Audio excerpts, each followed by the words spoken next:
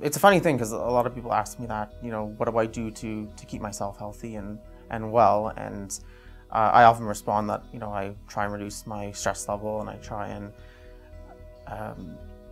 do things that will give me more time for whether it's work or school. Oftentimes that means physical activity, which sounds a bit strange because now you're trying to fit in an extra hour or two of work in a week, and I mean the physical activity is work, when you don't necessarily have time for everything, period. And a lot of that has to do with time management.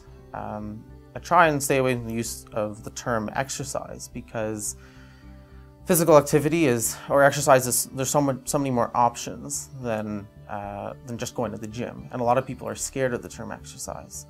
Exercise brings up images of sweating it out in a gym and paying a lot of money and whatnot, when physical activity really means 30 minutes of unstructured activity on a daily basis, or multiple times a week.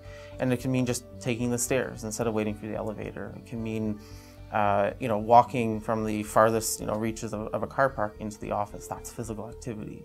I find that physical activity really helps me, and that when I don't exercise or I don't engage in some type of physical activity, I don't feel well. So I do what I can, and that for me is my magic bullet. It's my thing. I know that when I don't exercise, I don't feel well. When I don't engage in any type of physical activity, I don't feel well.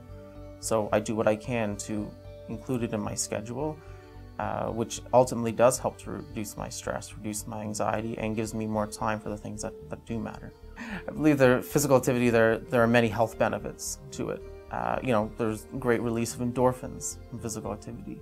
So you just feel good afterwards. Physical activity has many benefits when it comes to obesity and diabetes and cardiovascular disease, and why shouldn't it have similar benefits for inflammatory bowel disease? So outside the norm, I try and include unstructured type of activities just in my day-to-day life. So I might, as I said, take the stairs or waiting for the elevator, park my car in the farthest parking space and walk in. Walk over to the grocery store instead of driving over. In terms of the more structured type of activities, I do play some sports. I do go to the gym, and I include a mix of activities, including resistance training, cardiovascular training, plyometrics, stretching. But I think the key message is that whatever physical activity that you do choose to engage in, you have to enjoy it. Because if you don't enjoy it, then what's the point?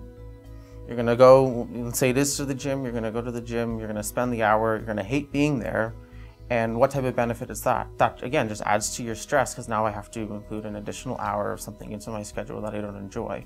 So what I tell friends or family or clients is, engage in some type of activity that you enjoy that helps to reduce your stress, because that'll ultimately result in the greatest benefit for you.